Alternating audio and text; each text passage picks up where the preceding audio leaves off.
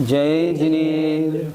नमः श्री वर्धमानाय निर्धूतकलिलात्मने सालोकानां त्रिलोकानां यद्विद्यादर्पणाय ते। पंच परमेष्टि भगवान की जय। सामायिक शिक्षावृत्ति की चर्चा इस समय पाठशाला में चल रही है। सामायिक के लिए कैसा स्थान हो, सामायिक किस प्रकार हो, इस पर कुछ चर्चाएं हो गई। आज चर्चा होगी सामायिक के समय क्या विचार करें जिससे भावों में विशुद्धि और बढ़े और सामायिक और अच्छी ज़्यादा निर्जरा वाली हो जाए। आइए श्लोक देखते हैं हम। अशरणमशुभमनित्यम् दुःखमनात्मानमावसामि भवम् मोक्षस्तद्विपरीतात् मेति ध्यायन्तु सामयिके। बोलिए। अशरणमशुभमनित्यं दुःखमनात्मानमावसामि भवम् मोक्षस्तद्विपरीतात् मेति ध्यायन्तु सामयिके। सामयिक करते समय श्रावक किस प्रकार विचार करे? संसार कैसा है? अशरणम, इसमें कोई शरण नहीं है। अशुभम, शुभ नहीं, ये तो अशुभ पाप बंध का कारण है। अनित्यम, नाशवान है। जो कुछ मैं देख रहा हूँ आज है, कल का पता नहीं, 10 मिनट बाद नहीं, 1 मिनट बाद का पता नहीं। ये सब अनित्य माने नाशवान है। दुखम, दुख रूप है। संसार में सुख का कुछ कारण नहीं। अनात्मानम, अनात्म स्वरूप है, पर रूप है, अर्थात आत्मस्वरूप नहीं है, अर्थात मुझसे भिन्न है। ऐसे भवम, ऐसे इस संसार में आवसामी, मैं निवास करता हूँ। जिस संसार में मैं रह रहा हूँ, मैंने यहाँ जन्म लिया है, ये संसार कैसा है, इसके स्वरूप की बात यहाँ हो रही है। देखिए ये संसार कैसा है? अशरण है, इसमें कोई शरण नहीं है। अशुभम, निरंतर अशुभ है, पाप रूप क्रियाओं से भरा पड़ा है। अनित्यम, नाशवान है। दुखम, दुख रूप है। अनात्मानम, आत्मस्वरूप नहीं, मुझसे भिन्न रूप है। ऐसे संसार में आवसामी, मैं निवास करता हूँ। मोक्षः तद विपरीतात्, और मोक्ष उससे विपरीत है। इति, इस प्रकार सामयिके, सामयिक में ध्यायन्तु, ध्यान करना चाहिए। संसार क्या है, मुझे जाना कहाँ है, दुख कहाँ है, सुख कहाँ है, कौन छोड़ने योग्य है, कौन प्राप्त करने योग्य है, इसका ध्यान करें। पंडित जी, संसार अशरण क्यों है? सोचो, जब अंत समय आता है तब कोई शरण देने वाला है, कोई ऐसा है जो बचा ले। हम रोज तो पढ़ते हैं, दलबल देई देवता मात पिता परिवार और मरती बिरिया जीव को न राखन हार। जब अंतिम समय आता है ना, इसको शरण देने वाला कोई नहीं, कोई इसको 1 मिनट ज़्यादा बचाने वाला नहीं। शरण देने वाले कौन है? देव धर्म गुरु शरण जगत में और नहीं कोई। और भ्रम से फिरे भटकता चेतन, यूं ही उम्र खोई। इस संसार में अंतिम समय आता है, कोई बचाने वाला नहीं। कोई ये कह दे मेरे पास आ जाओ, मैं तुम्हें शरण देता हूँ, ऐसा कोई नहीं है। शरण देने वाले तो देव धर्म और गुरु हैं। मैं उनकी शरण में जाता नहीं, आज तक गया नहीं, इसलिए तो संसार भ्रमण कर रहा हूँ। इसलिए संसार कैसा है? शरण रूप नहीं है, अशरण है। पंडित जी, संसार अशुभ क्यों है? शुभ का मतलब होता है जिसके संसर्ग से पुण्य का बंध हो। संसार में तो सभी पाप कार्यों में लगे रहते हैं, सब पाप कार्यों में जुटे पड़े हैं।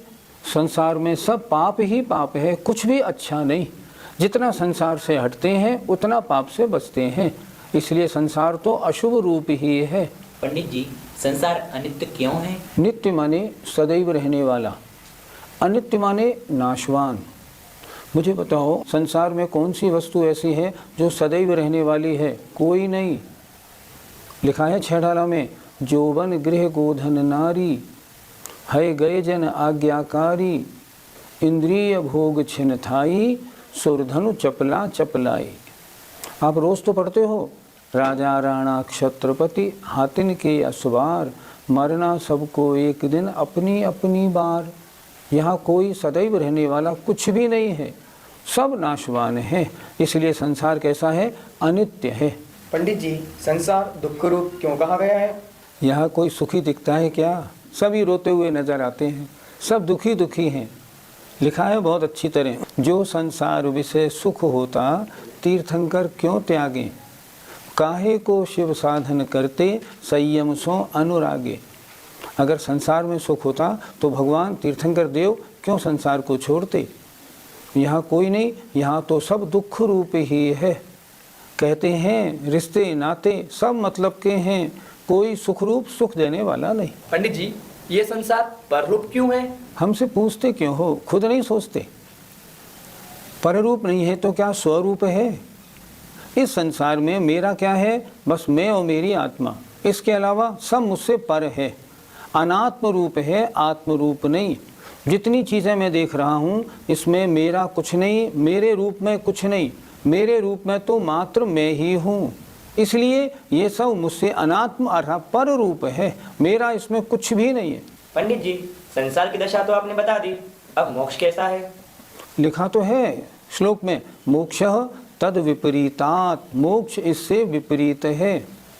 अर्थात मोक्ष कैसा है? शरणभूत है।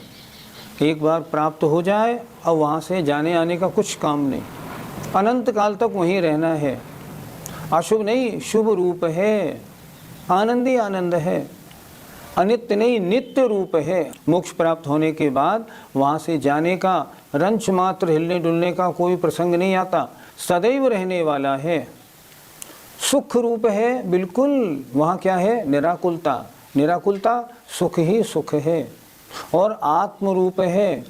मोक्ष किसे मिला? मुझे मिला। मेरा स्वरूप है, आत्म स्वरूप ही मोक्ष है। तो मोक्ष संसार से एकदम उल्टा हो गया। संसार कैसा है? जिसमें मैं रहता हूँ, और मोक्ष इससे विपरीत है। अब मैं क्या करूं? अब मैं ये करूं, इन संसार के झगड़ों से बरी होके मुझे मोक्ष कैसे प्राप्त हो, इसके बारे में चिंतन करूं और उसी तरह अपना सारा आचरण वैसा बनाऊं ताकि संसार से छूट जाऊं और मोक्ष को प्राप्त कर लूं। सामायिक में इस बात का चिंतन किया जाता है। पंडित जी, सामायिक में हम और क्या कर सकते हैं? सामायिक में आप 12 भावनाओं का पाठ करें, मेरी भावना बोलें, बहुत अच्छा है। हिंदी का सामायिक पाठ बोलें, और अच्छा है अगर सत्व मैत्री वाला संस्कृत का सामायिक पाठ पढ़ें। अगर ये पढ़ना नहीं आता हो, मंत्र की मन लगा के जाप करें, प्रभु का स्मरण करें, स्तोत्र बोलें। कोई अगर आपको समय सार याद है, समय सार की 100 गाथाएँ धीरे धीरे बोलें। समय पास करने के लिए कोई कार्य नहीं करना, अपने उतने समय को अपने में रखने के लिए, संसार से निर्विकल्प होने के लिए जो बने वो करो। कुछ भी कर सकते हो, ध्यान करो, जाप करो, उच्चारण करो, स्तोत्र पाठ करो, कोई आपत्ति नहीं। बस ध्यान ये रखना है, 5 पापों से दूर रहना है, कषाय और संकल्प विकल्पों से दूर रह के आत्मा के पास रहना है। इसी का नाम सामयिक है। वाक्काय मानसानाम, वाक्काय मानसानाम, दो प्रणिधानान्य नादरा स्मरणे, दुःखप्रणिधानान्य नादरा स्मरणे, दो प्रणिधानान्य नादरा स्मरणे, दुःखप्रणिधानान्य नादरा स्मरणे, सामयिकस्यातिगमा, सामयिकस्यातिगमा, व्यज्यन्ते पंचभावेन। व्यज्यन्ते पंचभावेन। बोलिए, वाक्काय मानसानाम, दो प्रणिधानान्य नादरा स्मरणे, सामयिकस्यातिगमः व्यज्यन्ते पंचभावेन। सामयिक के 5 अतिचार। वाक माने वचन, काय माने शरीर, और मानस और माने मन। इनका। फिर देखें, वचन, शरीर और मन का दुप्रणिधान अर्थात खोटी प्रवृत्ति अर्थात गलत प्रयोग, और अनादर अर्थात सामायिक के प्रति आदर नहीं होना, और अस्मरणे सामायिक में क्या क्या करना है, मैंने क्या बोला, क्या भूल गया, इसको भूल जाना। 5 अतिचार हो गए। देखिए, सबसे पहले वचन की खोटी प्रवृत्ति, दूसरी शरीर की खोटी प्रवृत्ति और मन की खोटी प्रवृत्ति। खोटी प्रवृत्ति माने बजाय सामायिक के उसको अन्य जगह लगा देना, और अनादर सामायिक के प्रति आदर भाव नहीं होना, और अस्मरणे सामायिक में क्या करना था, क्या रह गया, आगे क्या बोलूं, भूल जाना। इस प्रकार सामायिक शिक्षावृत्त के अतिचार 5 वास्तव में व्यज्यन्ते कहे गए हैं। सामायिक शिक्षावृत्त के वास्तव में ये 5 अतिचार हैं जिनका वर्णन यहाँ किया गया है। पंडित जी, वचन की गलत प्रयोग से क्या तात्पर्य है? सामायिक के समय वचन का प्रयोग तो ये होना चाहिए था कि सामायिक में अगर आप कुछ बोल रहे हैं तो शुद्ध बोलें, सही बोलें, पर बजाय उसके सामायिक करते हुए कुछ अन्य बोलने लगना, किसी को आवाज़ लगा देना, मोबाइल रखा हो तो मोबाइल सुनने लगना, टेलीफोन की घंटी बजे या बाहर कोई घंटी बजा रहा हो, ज़रा देख लो भाई कौन है बाहर, ऐसा बोल देना, किसी से कह देना देखो दूध उफन नहीं जाए, ये वचन का दुष्प्रयोग है। सामायिक के समय तो बाहर सब जगह से आपने संबंध विच्छेद कर लिया है, अतः मुझे किसी से कोई संबंध नहीं, मैं सिर्फ सामायिक का ही शुद्ध उच्चारण करूँगा, ये वचन का सही प्रयोग है। पंडित जी, शरीर का गलत प्रयोग क्या है? शरीर की क्रियाओं को गलत करने लगना, ज़्यादा करना, कम करना। जैसे सामायिक में आवर्त यूँ लगाने हैं, बजाय इसके यूँ लगाने लगना, लगाने हैं हर दिशा में 3-3, 4 लगा देना या 2 ही लगाना, इशारे से किसी को बोलना, ठकठका के किसी को इशारा करना, ये शरीर का गलत प्रयोग है।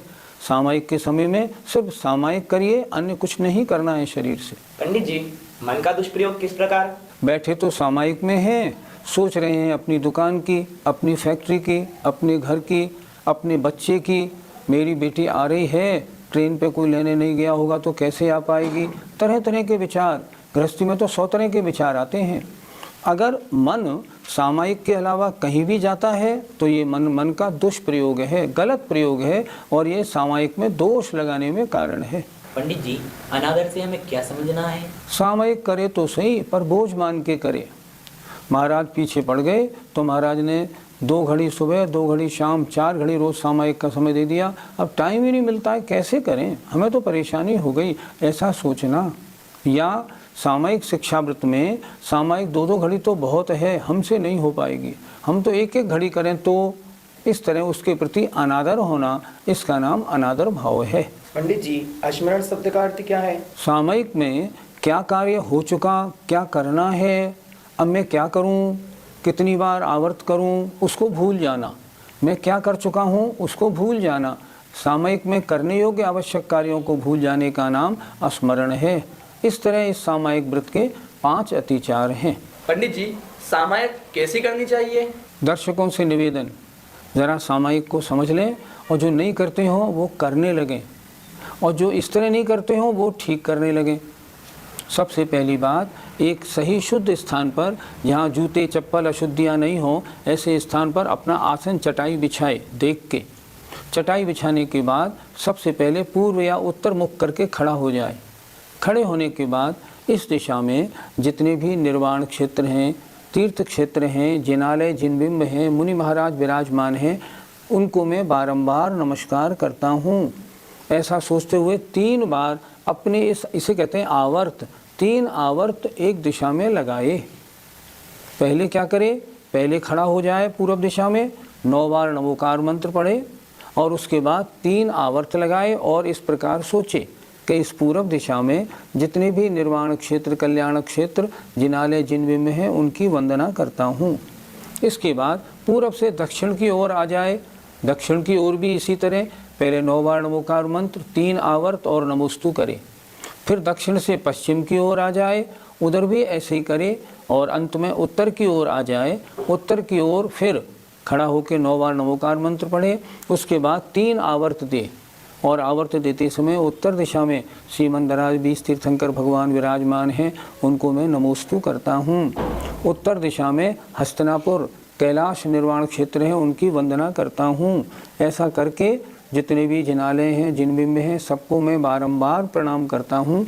इस तरह 3 आवर्त तो नमोस्तु करके उसके बाद फिर उत्तर दिशा में बैठ के ढोक लगाए और ऊपर हाथ करके बोले 45 लाख योजन गोल विस्तार में जितने भी अनंतानंद सिद्ध भगवान विराजमान हैं उनको प्रणाम करता हूँ, नमोस्तु, नमस्कार करता हूँ। इसके बाद पूर्व या उत्तर मुख करके बैठ जाए, फिर अपना चिंतन करे। 40 मिनट चिंतन करे। 4 मिनट पहले लगा दी, 4 मिनट बाद में लगानी है और 40 मिनट तक चिंतन करे। चिंतन करने के बाद फिर इसी तरह पहले पूरब, उसके बाद दक्षिण, पश्चिम और उत्तर दिशा में फिर 9 बार नमोकार मंत्र, 3 आवर्त और नमोस्तु करता हुआ जब अंत में फिर पुनः उत्तर में आए, तब उत्तर दिशा में जितने भी तीर्थंकर भगवान, मुनिराज, जिनालय, जिन बिंब निर्वाण क्षेत्र, अक्षय क्षेत्र हैं, सबकी वंदना करता हूँ। अनंत सिद्ध भगवानों की वंदना करता हूँ। करते हुए फिर ढोक लगा के नमस्कार करे। इस प्रकार सामायिक की जाती है। एक बार अगर आप सामायिक करना शुरू कर देंगे ना, फिर आपसे छूटेगी नहीं। वास्तव में अगर आपको आत्मकल्याण की इच्छा है, मोक्ष मार्ग पर आगे बढ़ना है, तो सामायिक करना सीखना ही पड़ेगा। आगे आर्यिका बनना हो या मुनि बनना हो, सामायिक और बढ़ानी पड़ेगी। और जब भी आपको समय मिले, जिस दिन आपको फुर्सत हो, उपवास हो, एकासन हो, उस दिन बजाय 2 घड़ी के 3 घड़ी, 4 घड़ी, 5 घड़ी करें। जितना कर सकें, जितने पाठ कर सकें, शांत परिणाम से। कोर्स पूरा नहीं करना, लेकिन अपना चित्त लगाना है। अगर ऐसा करेंगे बहुत आनंद आएगा। और एक बार मन लगा के करेंगे तो छूटेगा नहीं। करके तो देखिए, बस कल से ही शुरू कर दीजिए। नियम ले लीजिए कि हाँ, मैं कल से सामयिक रोज किया करूँगा। जय जिनेन्द्र।